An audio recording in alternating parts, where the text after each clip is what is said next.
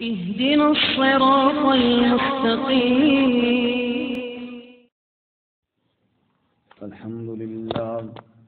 الحمد لله وكفى والصلاة والسلام على خاتم الرسل وسيد الأنبياء وعلى آله وأصحابه الأتقياء.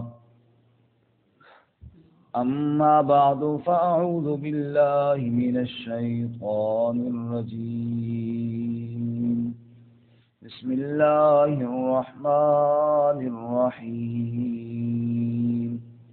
واعلموا أن فيكم رسول الله لو يطيعكم في كثير من الأمر لعنتم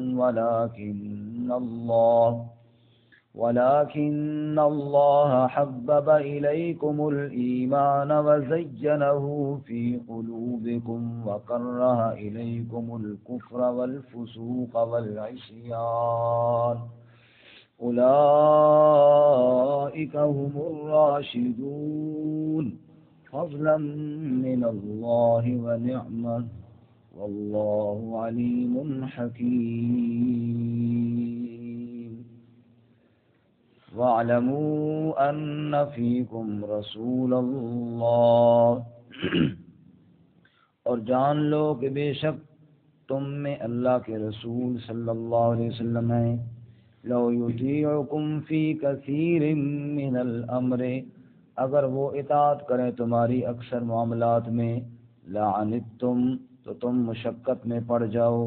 وَلَكِنَّ اللَّهَ حَبَّبَ إِلَيْكُمُ الْإِيمَانَ اور لیکن اللہ تعالیٰ نے محبوب کر دیا تمہاری طرف ایمان کو. وَزَيَّنَهُ فِي قُلُوبِكُمْ اور سجا دیا اس کو تمہارے دلوں میں. وَكَرَّهَ إِلَيْكُمُ الْكُفْرَ وَالْفُسُوقَ وَالْعِصْيَانَ اور ناپسند کر دیا تمہاری طرف کفر اور فسوق اور گناہوں کو. اولئک هم الراشدون یہی لوگ ہیں راہ راست پانے والے. فضلا من اللہ ونعمت فضل اللہ کی طرف سے اور نعمت. واللہ علیم حکیم اور اللہ تعالیٰ علم والا حکمت والا ہے. سبحان ربک رب العزت عما یصفون وسلام علی المرسلین والحمد للہ رب العالمین.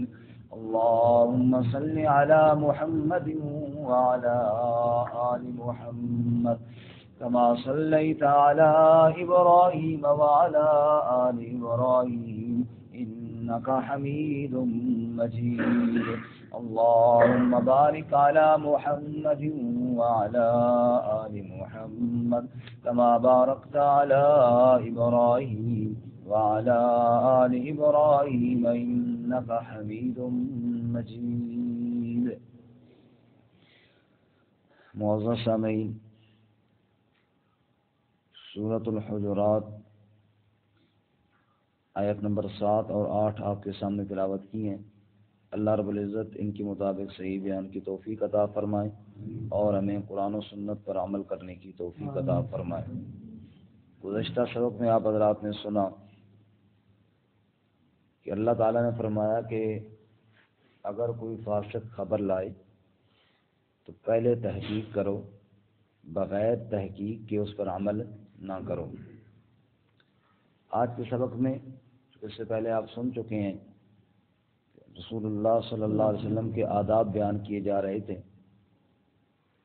تو اصحاب رسول صلی اللہ علیہ وسلم سے فرمایا نبی صلی اللہ علیہ وسلم کو مشورہ دیتے وقت کسی مشورے پر اصرار نہ کیا جائے. ویسے بھی مشورے کا اصول بھی یہی ہے کہ بندہ اپنی رائے دے دے اور فیصلہ امیر پر چھوڑ دے. اگر ہر بندہ یہ چاہے کہ میری رائے کے مطابق ہی فیصلہ ہو تو پھر مشورہ تو نہ ہوا نا. مشورہ تو ہوتا ہی یہی ہے کہ بندہ اپنی رائے دے اور فیصلہ امیر پر چھوڑے. اور پھر جب امیر و محمد الرسول اللہ صلی اللہ علیہ وسلم جیسے، تو پھر تو دوسری کوئی بات کی گنجائش ہی نہیں بنتی۔ تو یہ آپ صلی اللہ علیہ وسلم کا اصحاب رسول صلی اللہ علیہ وسلم سے جو مشورہ تھا، یہ تو اعزاز تھا اصحاب رسول کا، ورنہ تو آپ کو اللہ کی جب وحی آ جاتی تو مشورے کی ضرورت کیا تھی۔ قرآن پاک میں اللہ تعالیٰ نے فرمایا وَشَاوِرْهُمْ فِي الْأَمْرِ فَإِذَا عَزَمْتَ فَتَوَكَّلْ عَلَى اللَّهِ، اے میرے محبوب صلی اللہ علیہ وسلم مشورہ کیجئے اپنے اصحاب سے معاملات میں، باقی بھروسہ اللہ کی ذات پر رکھیے۔ تو مشورے کے بعد آپ پر اصرار کرنا یہ درست نہیں ہے۔ فیصلہ اللہ کے نبی صلی اللہ علیہ وسلم جو فرمائیں گے آپ پر اس کی اتباع کرنا لازم ہے۔ کیونکہ بعض معاملات میں، بعض غزوات میں مشورہ ہوتا تو صحابہ کی رائے ہوتی کہ جناب جلدی کریں، ایسے ہی ایک جو جیسے حدیبیہ کے مقام میں بھی پچھلی صورت کے اندر آپ سن چکے ہیں، نبی صلی اللہ علیہ وسلم نے معاہدہ کر لیا، لیکن اکثر اصحاب یہی چاہتے تھے کہ نہیں ہم واپس نہ جائیں، عمرہ کے موقع پر مکہ میں جائیں، چاہے لڑنا پڑے تو لڑیں، لیکن ہم بغیر عمرہ کیے واپس نہ جائیں۔ تو وہاں بھی یہی فرمایا کہ نبی صلی اللہ علیہ وسلم کی اطاعت کیجیے، اللہ کے نبی نے جو فرمایا اس پر عمل کیجیے اور واپس جائیے۔ ایسے ہی ہر معاملے، جیسے غزوہ بنو مستلق میں بھی بعض صحابہ کی یہ رائے تھی کہ حملہ کریں اور جلدی کریں، فرمایا کہ ایسی اپنی رائے جو ہے وہ آپ پر اصرار نہیں کر کے مسلط کرنی چاہیے، بلکہ رائے دے دیں، باقی فیصلہ جو اللہ کے نبی فرمائے اس کی آپ اتباع کریں۔ تو فرماتے ہیں وَاعْلَمُوا أَنَّ فِيكُمْ رَسُولَ اللَّهِ، جان لو تمہارے اندر اللہ کے رسول صلی اللہ علیہ وسلم ہیں، لَوْ يُطِيعُكُمْ فِي كَثِيرٍ مِّنَ الْأَمْرِ، اگر وہ تمہاری اطاعت کریں اکثر معاملات میں، تم کہو کہ جناب جہاد کرنا ہے، نبی پاک چل پڑیں گے، تم کہو نہیں کرنا، نبی پاک رک جائیں، جیسے تم کہو اگر ویسے ہو جائے لَعَنِتُّمْ، تم مشقت میں پڑ جاؤ، کیونکہ انسان خود اپنے اعمال اپنے ایسے کر لیتا ہے کہ پریشان ہوتا ہے اور مشقت میں پڑ جاتا ہے۔ رسول اللہ صلی اللہ علیہ وسلم کے بارے میں اللہ تعالیٰ قرآن پاک میں فرماتے ہیں یہ نبی صلی اللہ علیہ وسلم ایسے ہیں حریص علیکم بالمؤمنین رؤوف الرحیم، کہ تمہارے اوپر بڑی حرص کرنے والے ہیں، اہل ایمان پر بڑی شفقت کرنے والے اور رحمت بن کر آئے ہیں۔ نبی صلی اللہ علیہ وسلم تو اہل ایمان پر بڑی شفقت کرنے والے تھے۔ سیدہ عائشہ صدیقہ رضی اللہ تعالیٰ روایت کرتی ہیں کہ نبی صلی اللہ علیہ وسلم کے سامنے دو ایسے معاملات آتے کہ جس میں آپ کو اجازت ہوتی ہے اللہ کی طرف سے کہ جو مرضی آپ اختیار کریں، تو آپ صلی اللہ علیہ وسلم ہمیشہ وہ راستہ اختیار کرتے جو امت کے لیے آسانی والا ہوتا تھا، جو امت کے لیے آسانی والا ہوتا تھا۔ پہلے عرض کیا کہ حج کے موقع پہ جب حاجی عرفات سے واپس آتے ہیں، اللہ ہم سب کو بار بار وہاں لے جائے، آمین، جب عرفات سے واپس آتے ہیں مزدلفہ رات کو پہنچتے ہیں اور مغرب عشاء کی نماز پڑھتے ہیں، تو اس کے بعد کیا ہے کہ سو جاؤ، یہ سونا سنت ہے، سونا سنت ہے۔ کیوں جی؟ اس لیے کہ صحابہ اکرام تھکے ہوئے تھے اور بعد میں اللہ کے نبی دیکھ رہے تھے کہ باقی میری امت کے لوگ بھی تھکے ہوئے آئیں گے، اور اس رات اگر نبی پاک صلی اللہ علیہ وسلم تہجد میں مصروف ہو جاتے، حالانکہ آپ کے لیے تو کون سا مسئلہ تھا، لیکن آپ سو گئے تاکہ امت کے لیے آسانی پیدا ہو۔ نبی صلی اللہ علیہ وسلم نے ہر ایسا عمل کیا ہے جس میں امت کے لیے آسانی ہو۔ تو فرمایا کہ تمہارے اندر اللہ کے رسول، آج اللہ کے رسول صلی اللہ علیہ وسلم کی فرامین موجود ہے، آج آپ صلی اللہ علیہ وسلم کے فرامین موجود ہیں، جیسے اصحاب رسول صلی اللہ علیہ وسلم پر آپ صلی اللہ علیہ وسلم کی اطاعت لازم تھی، ایسے ہمارے اوپر بھی آپ صلی اللہ علیہ وسلم کے فرامین کی اتباع لازم ہے۔ تو اللہ کے نبی تمہاری اطاعت کرتے لعنتم، تم مشقت میں پڑ جاتے، ولیکن اللہ حبب الیکم الایمان، دو چیزیں ہوتی ہیں جی، جیسے کہ اس سے پچھلی صورت میں بلکہ پچھلے صفحے پہ آپ دیکھیں سامنے نظر آ رہے کہ محمد الرسول اللہ والذین معه اشداء علی الکفار رحماء بینہم، کہ ایک انسان کے اندر غصے کی کیفیت ہوتی ہے اور ایک رحم اور نرمی کی کیفیت ہوتی ہے۔ اصحاب رسول صلی اللہ علیہ وسلم کے بارے میں فرمایا اشداء علی الکفار رحماء بینہم، کافروں پر بڑے سخت تھے، آپس میں بڑے نرم تھے۔ ایسے ہی یہاں بھی فرمایا ایک ہوتی ہے محبت، ایک ہوتی ہے کراہیت، کسی چیز کے ساتھ بندے کو محبت ہونا، کسی سے بندے کو نفرت ہونا۔ اللہ تعالیٰ فرماتے ہیں دیکھو جی وَلَٰكِنَّ اللَّهَ حَبَّبَ إِلَيْكُمُ الْإِيمَانَ، اللہ نے تمہاری طرف ایمان کو محبوب کر دیا ہے، ایمان کو محبوب کر دیا، یعنی اصحاب رسول صلی اللہ علیہ وسلم کے دلوں میں محبت جو تھی تو وہ ایمان کی تھی۔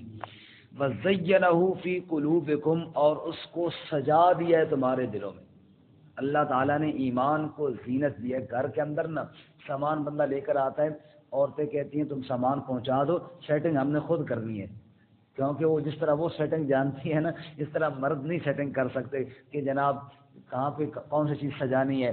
اور وہ جو سجی ہوئی ہوتی ہیں سامان تو وہی ہوتا ہے, لیکن جو سجا ہوا ہوتا ہے نا اس کا ایک خوبصورتی وہ اپنی ہوتی ہے. اللہ فرماتے ہیں ایمان تو ایمان ہی ہے بڑی شان والا, لیکن زینہ فی قلوبکم, میں اللہ نے خود تمہارے دلوں میں سجا دیا ہے. سبحان اللہ. اور اس سے پچھلی صورت کے اندر میں نے اس دن بھی عرض کیا, اس سے پچھلی صورت کے اندر فرمایا فعالم ما فی قلوبہم, اللہ ان کے دلوں میں جو ہے اس کو جانتا ہے, اور جاننے کے بعد اللہ نے اعلان کیا فانزل السکینۃ علیہم, اللہ نے ان کے دلوں میں سکون نازل کیا. اور یہاں پہ فرمایا زینہ فی قلوبکم, ایمان کو تمہارے دلوں میں سجا دیا. اور اس سے پیچھے فرمایا امتحن اللہ قلوبہم للتقوی, اللہ نے ان کے دلوں کو امتحان لیا اور تقوی کے لیے, اور تقوی ان کے اندر جانچا. اور آگے اللہ تعالیٰ فرماتے ہیں کتب فی قلوبہم الایمان, ان کے دلوں میں اللہ نے خود ایمان کو لکھ دیا ہے. فرماتے ہیں وزینہ فی قلوبکم, تو محبوب چیز تمہارے اندر ایمان اور اس کو سجا دیا, اور ناپسند چیز وکرہ الیکم الکفر والفسوق والعصیان, اور ناپسند کر دیا تمہاری طرف اللہ نے کفر کو, گناہوں کو اور نافرمانی کو. اصحاب رسول صلی اللہ علیہ وسلم کو اللہ تعالیٰ اپنی نعمت یاد دلاتے ہیں کہ دیکھو اللہ نے تمہارے دلوں میں ایمان کو محبوب بنایا اور تمہارے دلوں میں سے کفر اور گناہوں اور نافرمانی کو دور کرا دیا, اور کراہیت اور نفرت پیدا کر دی تمہارے دلوں میں. تو کفر جو ہے سب سے بڑا دل کا گناہ ہے. اللہ ہماری حفاظت فرمائے. جب دل میں انکار اور کفر آ جائے تو پھر کیا ہے, دل سیاہ ہو جاتا ہے. اسی طرح فسوق گناہ, جب انسان گناہ کرتا رہتا ہے اور پھر گناہوں کی محبت دل میں آ جائے, اللہ نہ کرے, جب گناہ اچھے لگنے لگے اور بندے کو گناہوں کے اندر شوق پیدا ہو جائے کہ جناب میں نے یہی کرنا ہے, اور یہی اس کے پروگرام بن جائیں کہ کبھی کون سا گناہ, کبھی خواہشات کی تکمیل کہاں کرنی ہے. اللہ ہمیں اس سے بھی محفوظ فرمائے. رسول اللہ صلی اللہ علیہ وسلم نے فرمایا جب بندہ گناہ کرتا ہے دلوں کے اوپر زنگ لگ جاتا ہے, کلا بل ران علی قلوبہم, پھر گناہ کرتا ہے پھر زنگ لگ جاتا ہے, توبہ کر لیتا ہے تو دھل جاتا ہے, نہیں کرتا گناہوں پہ گناہ کیے جاتا ہے, زنگ پہ زنگ چڑھا جاتا ہے, حتیٰ کہ دل سارا زنگ آلود ہو جاتا ہے. اور جب دل زنگ آلود ہو جاتا ہے پھر دل کے اندر سختی پیدا ہو جاتی ہے, نہ اللہ کی بات اثر کرتی ہے نہ اس کے رسول صلی اللہ علیہ وسلم کی بات اثر کرتی ہے. تو والعصیان نافرمانی, اصحاب رسول صلی اللہ علیہ وسلم کے دلوں میں اللہ نے نافرمانی کو دور کر دیا تھا. اللہ اس کے نبی کا ارشاد آتا وہ فوراً عمل کیا کرتے. تو اللہ فرماتے ہیں دیکھو یہ میرا انعام یاد کرو. اور یہاں پہ ایک اور بات یہ بھی عرض کروں کہ فرمایا ولکن اللہ حبب, اللہ نے محبوب کیا ایمان کو تمہارے دلوں میں, اور اللہ نے نفرت ڈالی تمہارے دلوں میں کفر اور عصیان کی. معلوم ہوا کہ جو بھی انسان ہے چاہے کتنے اونچے مرتبے پر کیوں نہ فائز ہو جائے, اس کو جو بھی نیکی کی توفیق ملتی ہے وہ بھی اللہ کی طرف سے ملتی ہے, جو گناہوں سے بچتا ہے وہ بھی اللہ کی طرف سے بچتا ہے. انسان کو اللہ تعالیٰ سے توفیق مانگنی چاہیے, کبھی اپنے علم پہ اور اپنے آپ پر بھروسہ نہیں کرنا چاہیے, اور یہ نہ سمجھنا چاہیے کہ میں شاید بہت بڑی چیز ہوں, ورنہ پتہ نہیں کب اللہ تعالیٰ اس سے ناراض ہو جائے اور اس سے وہ ساری توفیق ہی چھین لے. اپنے آپ کو عاجز سمجھنا چاہیے. رسول اللہ صلی اللہ علیہ وسلم نے فرمایا العجز فخری, عاجزی میرا فخر ہے, الفقر فخری, فقیری میرا فخر ہے. تو انسان کو اپنے آپ کو عاجز سمجھنا چاہیے اور اللہ تعالیٰ سے استقامت کی دعا مانگنی چاہیے. اہدنا الصراط المستقیم, اے اللہ میں سیدھے راستے پر چلا, سیدھے راستے پر چلا, یا اللہ مرتے دم تک ہم اسی راہ پر چلا, تیری مدد اور تیری توفیق کے بغیر ہم خود نہیں چل سکتے. تو فرمایا اللہ تعالیٰ نے ایمان کو محبوب کیا اور اللہ تعالیٰ نے تمہارے دلوں میں نفرت ڈال دی کفر کی, نافرمانی اور گناہوں کی. اولئک هم الراشدون. اب جب ایک آدمی کام کرنے والا بہت اچھا کام کرتا ہے, بندہ دیکھ کر خوش ہوتا ہے, تو اگلا کہتا ہے تمہیں پتہ نہیں کام کیا کس نے, یہ فلاں صاحب نے کام کیا. اچھا باقی یار اس کا تو کام ہوتا ہی ایسا ہی ہے. اب جب اللہ تعالیٰ نے خود کی ہے, اصحاب رسول کے دلوں میں اللہ تعالیٰ نے ایمان کو محبوب بنایا, اللہ تعالیٰ نے کفر کو, گناہوں کو اور نافرمانیوں کو ان کے دلوں سے دور کیا, پھر نتیجہ کیا نکلا, اولئک هم الراشدون. فرمایا یہ لوگ رشد کے, ہدایت کے اعلیٰ درجے پر فائز ہو گئے. اور یہ کیسے ہوئی ہے؟ فضلا من اللہ ونعمہ, یہ اللہ کی طرف سے فضل اور اللہ کی طرف سے نعمت ہے. یہ اللہ کا فضل و احسان ہوا ان کے اوپر کہ اللہ تعالیٰ نے یہ انعام عطا فرمائے. حضرت سیدنا بلال رضی اللہ تعالیٰ عنہ بیٹھے ہیں اصحاب رسول میں اور بیٹھے ہوئے آنسو آئے آنکھوں میں. ساتھیوں نے پوچھا کیا وجہ ہے؟ کہا جی خوشی کے ساتھ رو رہا ہوں. میں کہتا ہوں شکر ہے میرے اللہ, یہ ایمان تو نے اپنے اختیار میں رکھا تھا, ورنہ بلال غریب کو کون دیتا, ورنہ بلال غریب کو کون ایمان دیتا, تو نے اپنے اختیار میں رکھا. نبی صلی اللہ علیہ وسلم کے قریبی بڑے بڑے رشتہ دار بھی تھے اور بڑے بڑے مکے کے سردار بھی تھے, وہ ایمان سے محروم رہ گئے, اور حبشے کا بلال اللہ کے نبی کے پاس آیا اور کتنی اونچی پرواز میں چلا گیا. تو یہ کہ اللہ تعالیٰ کا فضل ہے, اور یہی وجہ ہے. میں نے اس سے بھی عرض کیا اصحاب رسول گناہ گار, یہ ہم نہیں کہتے گناہوں سے معصوم ہیں, لیکن اللہ تعالیٰ نے ان کو گناہوں سے توبہ کی توفیق عطا فرمائی ہے. ابتدائے اسلام میں قرآن پاک میں بات موجود ہے, رات کا روزہ بھی تھا, یعنی افطاری آپ نے کر لی, شام کو کھا لیا, اگلا رات کا روزہ شروع ہو گیا. اب یہ دن کو بھی روزہ ہو اور رات کو بھی روزہ ہو, یہ کوئی ذرا آسان کام تو نہیں تھا نا, مشکل کام تھا. اور اسی وجہ سے بعض صحابہ سے رات کا روزہ ٹوٹا. قرآن پاک میں اللہ سورۃ البقرہ میں دوسرے پارے میں فرماتے ہیں کہ اللہ کو پتہ تھا کنتم تختانون انفسکم, تم سے خیانت ہوئی, تم نے روزہ توڑا, اور ساتھ ہی اللہ نے فرمایا فتاب علیکم وعفا عنکم, اللہ تعالیٰ نے تمہیں معاف بھی کر دیا. اللہ تعالیٰ نے تمہیں معاف, جہاں بھی اصحاب رسول صلی اللہ علیہ وسلم کی کسی غلطی کا ذکر ہے, ساتھ ہی اللہ نے معافی کا اعلان ضرور کر دیا ہے, فتاب علیکم وعفا عنکم. اسی طرح جنگ تبوک کے سفر میں اصحاب رسول میں سے 3 ایسے صحابی تھے جو رہ گئے اور نہ جا سکے, اور بغیر عذر کے, غلطی کی وجہ سے. اب اللہ کے نبی بھی گئے ہیں, باقی صحابہ بھی گئے, اور وہ 3 بغیر عذر کے, یعنی واقعی ان کی غلطی تھی, وہ نہ گئے.